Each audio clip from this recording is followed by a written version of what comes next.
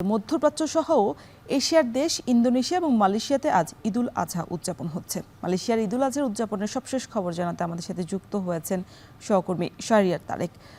তারেক, পশু কোরবানির কি শুরু হয়েছে কিনা, ঈদের জামাত কি এখনো চলছে কিনা, সবশেষ কি পরিস্থিতি দেখছেন জানাবেন।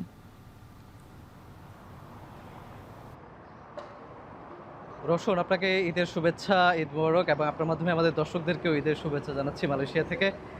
আমি এই মুহূর্তে যে মসজিদে দাঁড়িয়ে আছি এটি আসলে রাজধানী কুয়ালালামপুরের হাংতোয় অবস্থিত, এবং এর পাশে কিন্তু ব্যাপক হারে প্রবাসী বাংলাদেশিরা আসলে বসবাস করেন। ফলে এখানে যে মসজিদের যে মূল যে জায়গাটি, তারপর তার প্রাঙ্গণ পেরিয়েও কিন্তু দেখেছি আমরা সড়কেও জামাতের কাতার চলে গিয়েছিল। প্রবাসী বাংলাদেশিরা আসলে যেটি বলছেন যে পরিবার ছাড়া আসলে প্রবাসীর ঈদ আসলে সেই অর্থে তাদের জন্য আনন্দের হয় না। তারপরও তারা তাদের যে সহকর্মী আছে তাদেরকে নিয়ে ঈদের জামাতে অংশগ্রহণ করতে পেরেছেন। তারপর খাওয়া দাওয়ার বা ঘোরাঘুরির মাধ্যমে তারা এই দিনটিকে উদযাপন করবেন। যেহেতু এটি কোরবানির ঈদ, কোরবানির পশু জবাই করা একটি অন্যতম অনুষঙ্গ এই কোরবানির ঈদকে ঘিরে।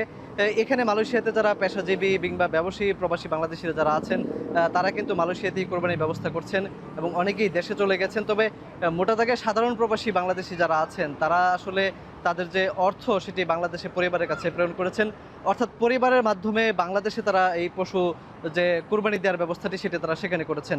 আপনাকে জানিয়ে রাখি যে ঈদ উপলক্ষে, পবিত্র ঈদুল আজহা উপলক্ষে মালয়েশিয়াতে সাধারণত সরকারিভাবে একদিন ছুটি থাকে।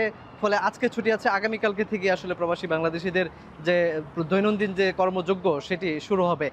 তবে আজকের দিনেও আসলে অনেকেই নামাজ আদায় করতে পারেননি।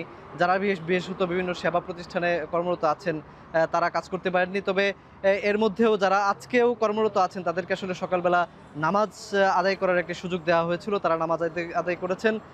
এছাড়াও প্রবাসী বাংলাদেশিদের আরও যেটি আমরা জানতে পেরেছি যে এই আসলে কোরবানির ঈদের যে সবচেয়ে বড় যে আনন্দ, একসঙ্গে কোরবানি দেওয়া, পরিবারের স্বজনদেরকে রাখা বা পাড়া প্রতিবেশীদের সবাই একসঙ্গে থেকে মাংস কাটাকাটি বা তারপর সেটি বিতরণ করা, সেটি যেহেতু এখানে নেই, আসলে অনেকটা নিষ্পণ তাদের যে ঈদের আনন্দ সেটি তারা আসলে এখানে উপভোগ করছেন। তো রোশন, এই ছিল আসলে মালয়েশিয়া থেকে আমার কাছে সবশেষ। মালয়েশিয়ার ঈদ উদযাপনের খবর জানাচ্ছিলেন সহকর্মী শাহরিয়ার তারেক।